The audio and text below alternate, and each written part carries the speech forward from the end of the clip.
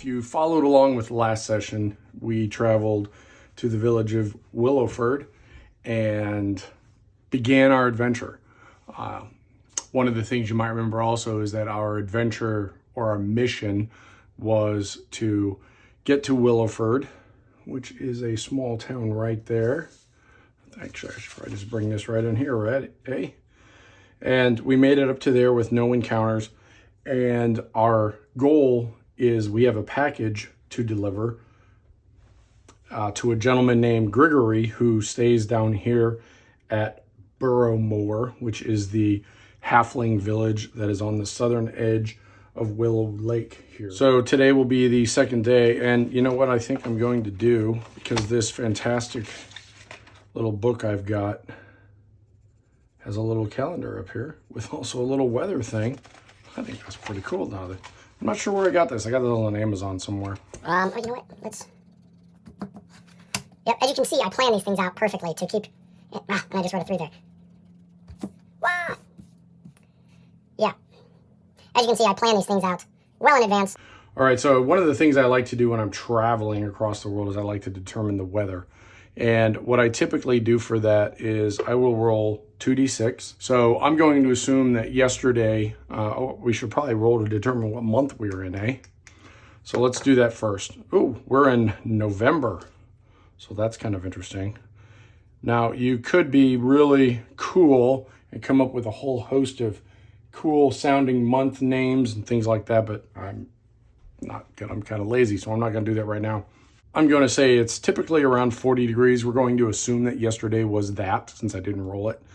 And what we're going to do is we're going to roll a d6 and see what, or 2d6 and see what we get. All right, so I got an 11. 12 for me is good. High numbers I think are good. Low is bad. So an 11 means the weather is better than it was the day before. So I'm going to say that the weather is nice and sunny. And it is 45 degrees. Cold, but not too cold. One of the things that I've done off camera is I've gone ahead and read a little bit more of the book. And just because I'm going to give my friend James a hard time here, I did read through the town of Willowford, and I found something kind of interesting. This is the town, if you remember I had the map, and it goes through the locations. None of the locations talk about a barracks for a militia or a internal guard force. However, if you go to the docks, it actually talks about how there is a militia that will be seen patrolling the area. Sorry, James, just giving you a hard time. So anywho, I went ahead and I read about the halflings of Burrowmoor, which is where we were headed. So I did do a little bit of prep. I read some stuff because reading is good and it feeds your brain. One thing I'm going to change is I'm going to add a ferry that runs from Burrowmoor to Willowford. So my little band of I'm going to have to change that. You know what? I'm just going to do it right now because I hate that name. Sorry. Eowodania. Let's go with it. All right, so I'm sure everybody that's watching right now is like, "Oh my gosh, he's totally retconning the game." That's right, I am. My game. All right, so we're just gonna use the table in freebooters real quick because I just hate that name. So we need a new elf male name. 97. Oof. Wow, maybe I just shouldn't have an elf because these are terrible. 89. Hal. Well, you know what? We'll make it more elfy. So we're going to do Hal. He'll just go by Hal because Matt can say that. 48. Hal Ironda. There you go. Who knows? We'll just go by Hal because I hate that name. All right. So our little band of Hal, Saren, Urband, and Lufric are going to take the ferry the very next morning from Willowford down to Burrowmoor. And it's a 20-mile boat trip. I don't know what that takes in boats. I'm not a big boater. I've done kayaking. I would say that would probably take, about 2 hours in a kayak. Maybe, no, it'd take about 3 hours, 3 to 4 hours in a kayak downstream. But anyway, look at me wandering off. All right, so that's going to take morning to lunch. When they arrive at lunch, they get off of their boat. So when they finally meet Grigory, they exchange pleasantries. They get into a discussion with him. They hand over the item, and Grigory gives them their reward, which was 10 gold pieces each. And they're going to strike up a conversation with Grigory. And during this conversation, they are going to learn what I learned, which is directly west of Burrowmoor is the Swamp of Sithis, a known habitat of vile lizardmen that initially did not seem to be much of a problem, but as time went on, they became much more of a problem, and they seem to be getting worse as time goes on. So this group of heroes, they're going to decide that they want to make this their home base, and they want to start exploring.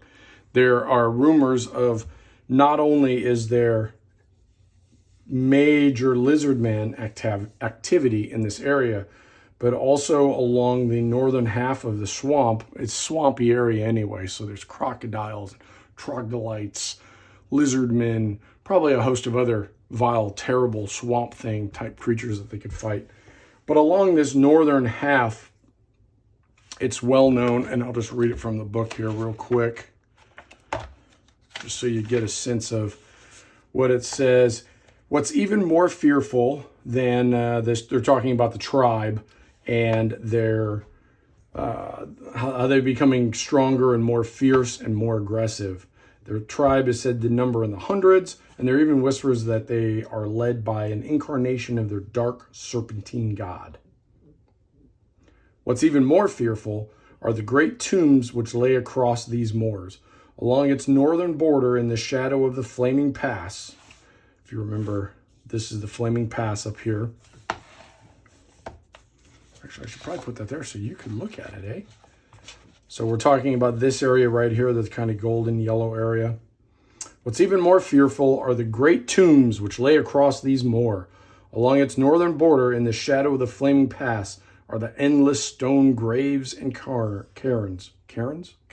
Not Karen, cairns. Marked with the incantations of necromancy and other foul magic. None can say what lay in these barrows, for not even the bravest adventurers have ever returned from an expedition to explore. So, our heroes, being the idiots that they are, I guess I put that there, right? They decide that they're going to start their adventuring from here. This area seems to have plenty of possibility and the possibility of riches and dangers, and that's what they want. Being that this is a halfling shire town, obviously let's just do a check. We'll use our oracle a little bit to find out a little bit more about this. All right, so this is a halfling town. I'm going to bring this over here so you can get a better view of it here. So this is a halfling town. I'm going to use my little oracle that I've devised. Halfling town that is mainly burrows. And I'm sure every one of us, if you're watching this video and you haven't seen Lord of the Rings, WTF. The home that Frodo lives in is a typical halfling or hobbit burrow. And they dig their homes underground in the sides of hills. So that's what this town would probably be mostly like, if not all like. So I'm going to do a quick thing here. Are there any human-sized buildings in this town? I think that's unlikely, but you never know. So the answer is no to that. All right, now for the next question is, one thing I found interesting about the discussion of the town in the book, that the town actually has a militia of about 10 armed halflings that patrol the town because of lizardman attacks. So that got me thinking about another aspect. Are there any empty burrows here in town? if they have a standing militia, I'm going to say that that's probably likely. Somebody's probably died. Somebody's probably left because of attacks, just because it's a contested area. So I think it's more than likely that the answer will be yes. So is there an empty burrow? Yes. All right. So the party is going to inquire with Mr. Grigory about, oh wait, I've got another little question first I want to ask. So the town is ruled by a small group of halflings, what is it called? An acro collective. Each citizen puts in a vote, 7 names are drawn, and those are the elders that rule the town council for, I guess, a year or so. So let's see, is Grigory on the council? I'm just going to do a straight yes or no because I don't know if there's a probability with this. Yes, he is. Okay, so what I'm going to do here is we're going to use the encounter table, the reaction table in white box. We're going to have our good pal Urban, again, try to use his charisma. And we're going to... Let's look at the... I don't know if this book has a table. No, it does not, apparently. Okay, so let's just look at some prices here. Trail rations for a day, dried rations per day is 3. So they're going to offer up 10 gold pieces between the 4 of them. Well, let's make that a little more even. We'll do 12 gold pieces. Matt doesn't do math.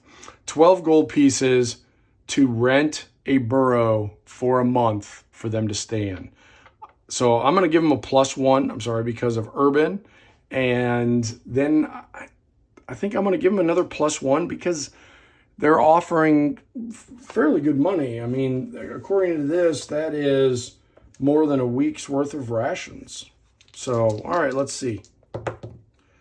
All right, so I got a 9. So he is positive to that. So being that he's on the council, I'm just going to make a ruling that he is able to convince the town to give them a burrow for them to make their own kind of base of operations, their own little apartment for them to chill out in as a base of operations while they explore the area of the swamp of Sithis. I've already subtracted their gold from the group, and I've also annotated that they gave the artifact to Grigory. And what I'm going to do now is I'm going to use this document that I printed out. This is based on another design somebody else did that I found on itch.io, which is a great resource for games. All right, so what I've done is I've kind of mirrored what is up here. You can see here is Burrowmoor, which is right here. And then we've got the lake, Willow Lake, which is right there. As each one of these hexes is a 10-mile hex, according to James's map, this will give us a huge amount of area to explore. And the first thing we need to do is we need to prepare for going out into the wilderness. Now, each one of my characters has a backpack, which when I flesh out characters that I'm going to run for this solo type game, I give them a backpack that has your standard stuff that you would think of for camping. You get your backpack, you get a wineskin, you get a bedroll. They also have rations that they've purchased. So we're going to go into this area and we're going to start exploring it and try to figure out what might be in the first hex. So to end it right here, we're going to stay the night in our new hobbit hole that we've rented and make the best of accommodations as we can in there. Obviously, we'll probably all be hunched over and crawling through it. But hey, I mean, dwarves can do it, right? So we'll be all right. And then in the morning, we will start our adventure and we'll head out into the swamps. All right, so the next morning we get up and we head out into the swamps. The initial steps, we're going to go into the hex that is right next to the lake right here, which is this one. And to help me with this, I'm going to introduce a new product because I decided to start a new tool, I should say, a new tool that I haven't introduced yet. This one is called Filling in the Blanks. It's by Todd Laback. and I had this printed at Office Depot, and figure out what might be in here. Now, it uses 6 mile hexes, but that's okay. We'll just ignore that for right now. Each one can have D6 features. This one has 2.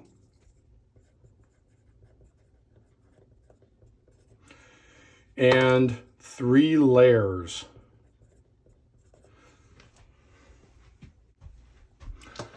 Now, that doesn't mean that you're going to automatically find those. So my crew is going to go out here and start searching.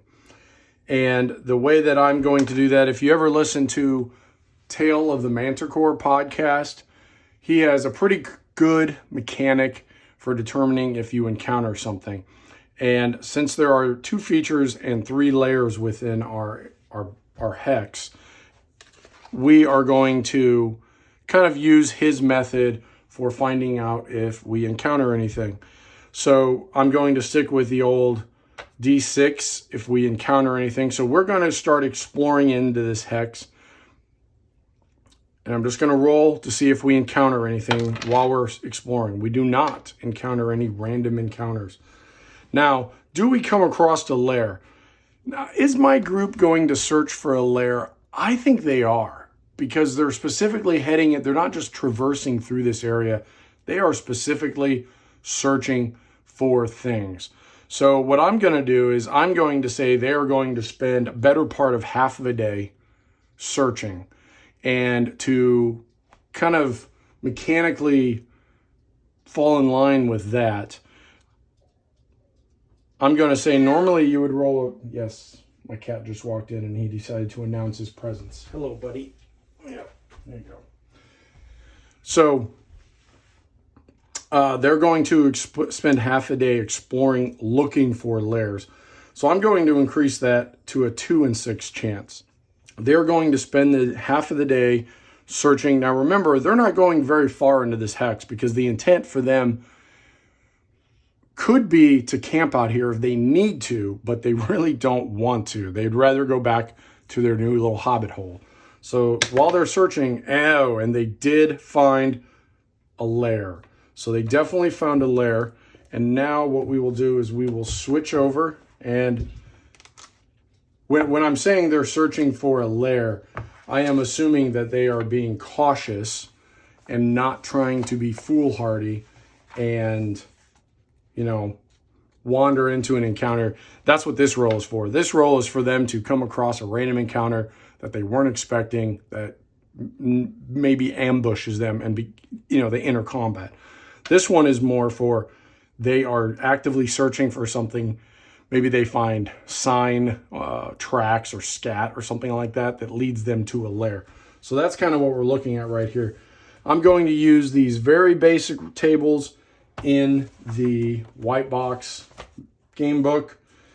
And we're just going to use the swamp jungle here. And whew, these tables are pretty bad. 5. Humanoid. So they come across some sort of humanoid presence. And that looks like then we go to this next table, humanoid, and we roll a d8. And I rolled an 8. Trolls. Ooh, not so sure about that. So let's go then to trolls, and we will see what the... Trolls are as... Oh, I should bring this over here. Trolls are as tall as ogres and just as strong. Unlike ogres, however, they attack with claws and teeth. They regenerate, which sucks. To say that trolls regenerate, which say that any damage inflicted upon them heals within minutes. 3 minutes, hit points per round. All right, so now let's... Neither one of these give a number. Well, let's just do this. Are more than one troll encountered? Yes. Oh, shit balls.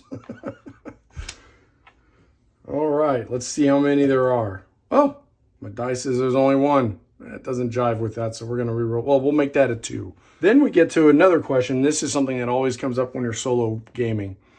Player knowledge versus DM or book knowledge. Have these guys ever encountered anybody that's told them about trolls in the past? I don't know. How do we figure that out? So what I like to do is I go back to my oracle. All right. Now, Hal, my renamed magic user, is an elf. Magic users tend to study a lot. So I'm going to say that it is likely that he has come across some book in his reading, some manual of field study that has told him a little bit of information about trolls. And no, he is not. If you remember, this is my slider. It slides over there. 5 unfortunately beats a 4. He doesn't know anything about trolls. Now, my cleric, I would say same thing with my cleric. He does a lot of reading. Perhaps the tales he's been reading may have told him about dealing with trolls. And again, in this one, I'm not going to use a slider die. I'm going to do it straight just because I don't think he has as good a chance as Hal did. So does Saren know anything about trolls? Yes. Does he know that that the way to defeat trolls is with fire? Now, I'm going to use a slider on this one, and I'm going to slide it this way. Let me explain. If you were reading a book about trolls or an encounter with a troll, what would be the most important aspect that it would tell you? There's 2 things. Trolls regenerate, and the only way to kill them permanently is with fire. If you were reading, I don't know, a dictionary or an encyclopedia, that's a book for all you young kids watching. If you were reading a dictionary or encyclopedia and you came across the entry for troll, I would guarantee you it would tell you those things because those are the most important things about a troll. So I'm going to roll this and see if he learned that in his reading. Whoa, look at that. It's an ambiguous. I'm going to interpret that as it tells him one of those things. And I'm going to answer this with an oracle too. If it told him they regenerate, this die will roll high. If it told them that they could only be killed with fire, this die will roll high. All right, we know that they regenerate. Now, I'm also going to roll for Lufric and Urbend. I'm just going to roll straight for them. Yes, Lufric knows about trolls. Maybe he's heard about trolls in a tavern. Over a pint of beer, they were talking and they told him about an encounter with trolls. Now, did they tell him about any of the special abilities? No. So he knows a little bit about trolls, but not about that specifically. And now let's see if Urban knows anything about trolls. Does he know anything about trolls? No. So we came across trolls. I'm just writing a quick note here. All right, now we have an important decision to make. Do we engage these trolls? And the reason I say that is these things are pretty powerful. And because Hal and Lufric know a little bit about them, they probably know that they're very powerful creatures. And the fact that they outnumber them is not that important. You have to assume each one, because they're more powerful, would be able to imagine being one of these guys. Let's see. Do we know where they live? We don't. Let's see. Do they live in a cave? No. Are they in an open area? Yes. So they come across an open area where these trolls reside. Maybe it is a clearing of sorts, and oh yeah, trolls aren't clean, right? Trolls are animals. They can see skeletons and bones of their previous kills that they've eaten. This looks pretty dangerous, and I think the smart thing to do would be to not engage these things. So our group is going to mark it on the map. Now, utilizing this, you can get into a lot of detail about where things are placed exactly. I'm not going to go to that level of detail on this because this is just a lair. We may come back and fight them later. We may just use this as a place to avoid. Now, we did go into this hex, and so what I'm going to do is I am going to draw a little. So they spent the day doing that, and then unfortunately Sorry, guys, we're not going to have another battle, but we do know what's out there now.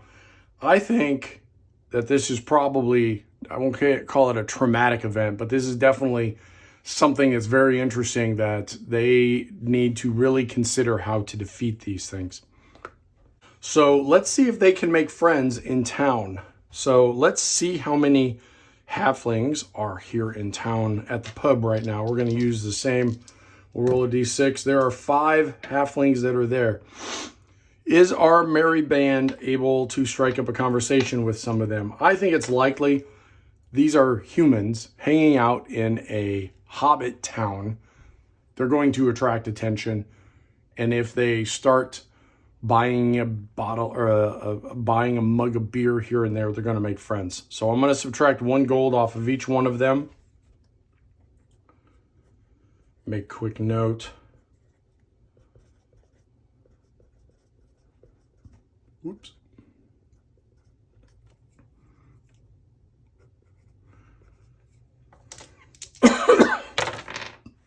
Oh.